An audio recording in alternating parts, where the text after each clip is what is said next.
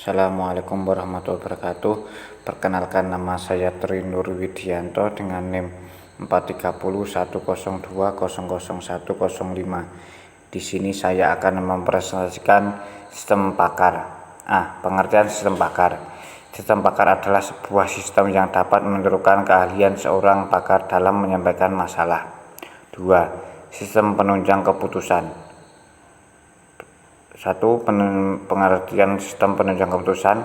Sistem penunjang keputusan SPK atau Decision Supported System DSS, suatu sistem informasi untuk membantu manajer level menengah untuk proses pengambilan keputusan setengah berstruktur semi-structured supaya lebih efektif dalam menggunakan model-model analisis dan data yang tersedia.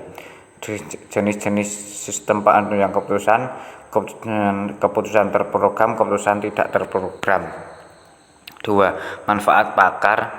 Secara garis besar, banyak manfaat yang dapat diambil dengan adanya sistem pakar, antara lain memungkinkan orang awam bisa mengerjakan pekerjaan para ahli, bisa melakukan proses secara berulang secara otomatis, menyimpan pengetahuan dan keahlian para pakar, meningkatkan kualitas, mampu berproses dalam lingkungan yang berbahaya.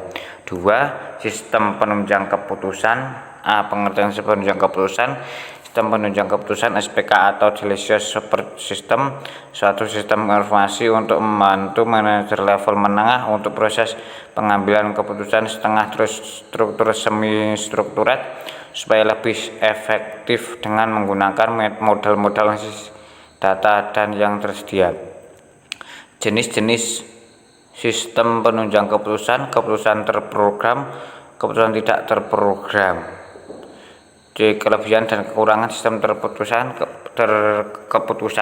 Kelebihan SPK menghemat waktu yang dibutuhkan untuk memecahkan suatu permasalahan, mampu menghasilkan solusi dengan lebih cepat dengan hasil yang lebih percaya.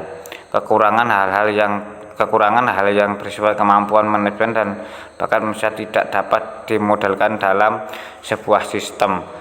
Kecepatan proses dan performance tergantung pada software dan hardware yang digunakan untuk memiliki kemampuan berpikir. Sistem otomatis organisasi. Pengertian sistem otomatis organisasi adalah didefinisikan sebagai sistem informasi berbasis telekomunikasi yang mengumpulkan, memproses, menyimpan, dan mendistribusikan pesan, dokumen, dan komunikasi elektronik lainnya antar individu, kelompok kerja, dan organisasi. B. Manfaat. Otoritas kantor bertujuan untuk meningkatkan produktivitas bila diterapkan sebagai alat pemecah masalah.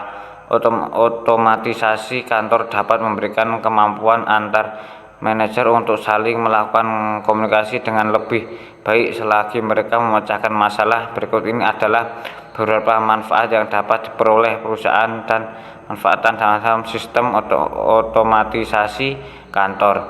1. Pendapatan yang lebih tinggi versus penghindaran biaya. 2. Komputer tidak menggantikan pekerjaan saat ini, tapi komputer menunda penambahan pegawai yang diperlukan untuk menangani beban kerja yang bertambah. 3. Memecahkan masalah. 4. Cara OA berdistribusi pada komunikasi dan ke manajer membuatnya sangat cocok diterapkan untuk memecahkan masalah yang kelompok lainnya.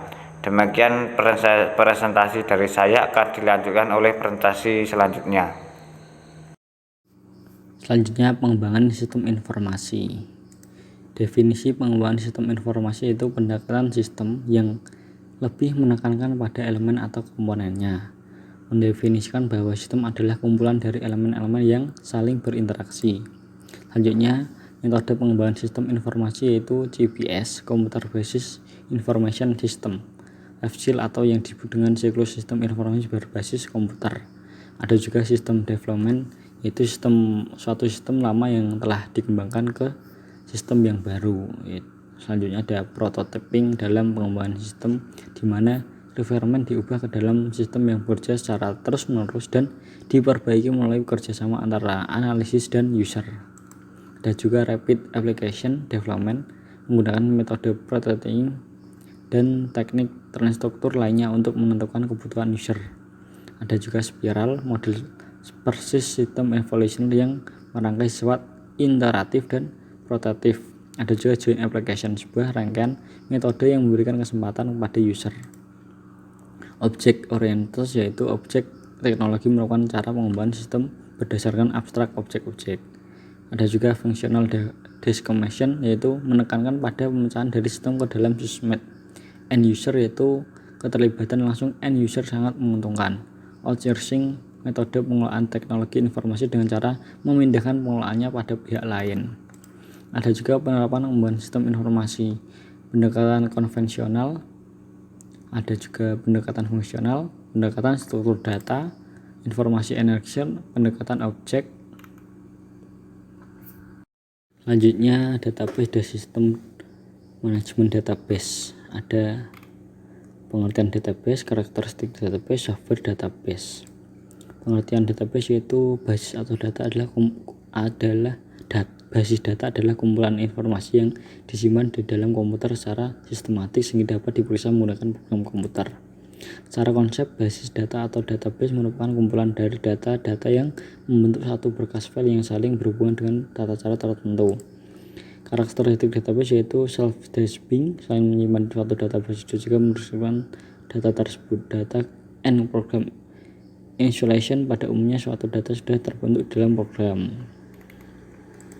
Ada juga multi-type of data access, bergantung pada keperluan dan informasi apa saja yang diizinkan untuk dilihat oleh pihak administrator. Data sharing and multi-user progression, suatu database memungkinkan adanya data sharing ke penggunaan lain yang memiliki akses. Ada juga resolution, mengakses basis data memiliki hak akses yang berbeda pada ditentukan oleh database administrator. Control of data recognition data dikenal dengan data yang terpublikasi akan menambah suatu penyimpanan yang efektif dan data tersebut konsisten. Software database MySQL adalah sebuah perangkat lunak, sistem manajemen berbasis data SQL atau DBMS yang multi-thread, multi-user dengan sekitar 6 juta instalisasi di seluruh dunia.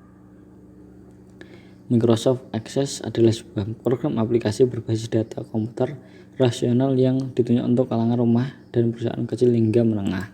Ada juga Microsoft SQL Server, yaitu sebuah sistem manajemen basis data rasional RDBMS produk Microsoft. Ada juga Oracle yang terakhir, Oracle yaitu basis data rasional yang terdiri dari kumpulan data dalam suatu sistem manajemen. Dan yang terakhir yaitu Firebird adalah sistem manajemen basis data rasional yang menawarkan fitur-fitur yang terdapat dalam standar ANSI, SQL 99 dan SQL 2003.